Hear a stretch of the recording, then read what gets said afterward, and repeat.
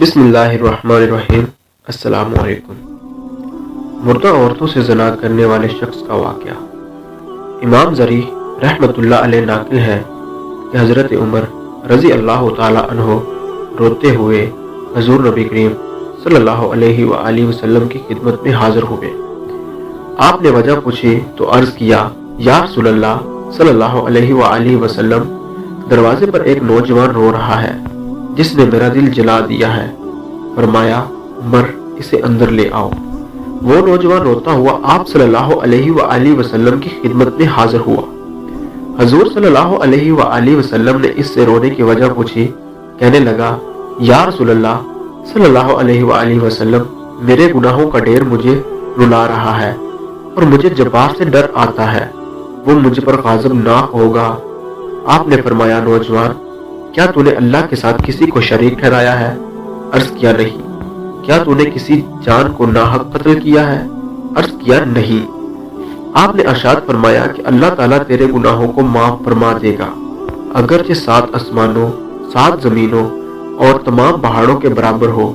नौजवान बोला, हजूर, मेरा गुनाह 7 आसमानों जमीन और पहाड़ से भी बड़ा हुआ है। आपने इरशाद फरमाया, तेरा गुनाह बड़ा है या अल्लाह? कहने लगा, मेरा गुनाह बड़ा है। फरमाया, तेरा गुनाह बड़ा है या अल्लाह? इसने कहा, मेरा गुनाह बड़ा है। इरशाद फरमाया, तेरा गुनाह बड़ा है या तेरा अल्लाह? कहने लगा, हाँ, अलबत्ता मेरा अल्लाह, और इसका रहम बहुत बड़ा है। गुनाह का अर्तकाब। बस इरशाद फरमाया कि गुनाह अजीम को खुदाए अजीम ही माफ फरमा देंगे, जो बहुत ही अफो दरगुजर करने वाला है। फिर फरमाया, जरा अपना गुनाह तो बता। इसने अर्ज किया, या रसूलल्लाह सल्लल्लाहु अलैहि वसल्लम, मुझे आपसे हया आती है। आपने फिर पूछा। कहने लगा, मैं कफन चोर था और 7 साल तक यही पेशा किया। एक दफा अंसार की एक लड़की फौत हुई, मैंने इसकी कब्र खोदी, कफन उतार कर चल दिया।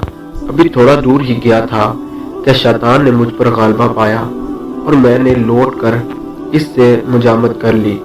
अभी मैं कब्र से निकलकर थोड़ी ही दूर गया था, क्या देखता हूँ वो लड़की खड़ी पुकार कर कह रही है, ऐ नौजवान, तुझे क़यामत के दिन जज़ा सजा देने वाले से हया नहीं आती?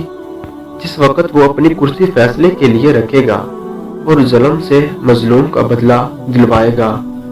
तू मरने वालों के मजमे में मुझे नंगा करके चल दिया है और मेरे अल्लाह के रूबरू मुझे बाहालत जनाबत हाजिर होने पर मजबूर किया है।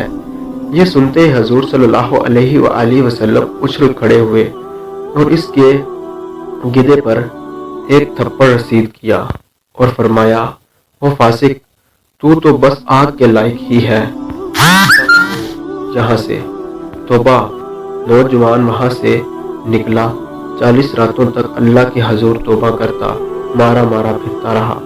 40 रातों के बाद आसमान की तरफ सर उठाकर कहने लगा, ऐ मोहम्मद सल्लल्लाहु अलैहि वसल्लम के खुदा, आदम और हवा के माबूद, अगर तुझे मेरी तौबा मंजूर है तो हजूर सल्लल्लाहु अलैहि वसल्लम और आपके सहाबा अकराम को इसकी खबर दे दे, वरना फिर आग भेज कर मुझे जला दे और आखिरत के अजाब से निजात दे दे।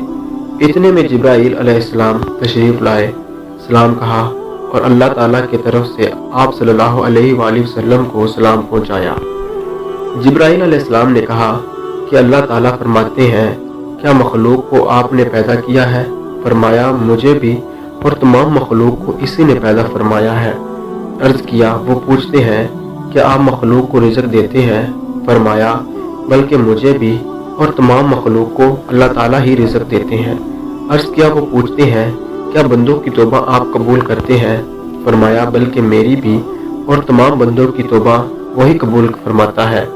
फिर कहा कि अल्लाह ताला फरमाता है, मैंने अपने बंदे की तौबा कबूल कर ली है, आप भी इस पर निगाह शफकत फरमाए। हजूर सल्लल्लाहु अलैहि वसल्लम ने इस नौजवान को बुलाकर इसे तौबा कबूल होने की बशारत सुनाई। सबक। इस वाक़े से हमें यह सबक मिलता है कि अक्लमंद आदमी को इससे सबक लेना चाहिए और जानना चाहिए कि जिंदा के साथ ज़ना करना मुर्दे के साथ ज़ना करने से ज़्यादा बड़ा गुनाह है। इसकी माफ़ी के लिए हकीकी और सच्ची तौबा करनी चाहिए। तो देखिए, जब सच्ची तौबा पेश की तो अल्लाह ताला ने इसे माफ़ फरमा दिया। और ये भी ज़रूरी है कि जिस हैसियत का गुनाह हो, तौबा भी इसी दर्जे की होनी चाहिए। अल्लाह हम सब का हामी व नासिर हो, आमीन। अगर आपको ये वीडियो अच्छी लगी हो तो वीडियो को लाइक, चैनल को सब्सक्राइब कर दीजिए। अल्लाह हाफिज़।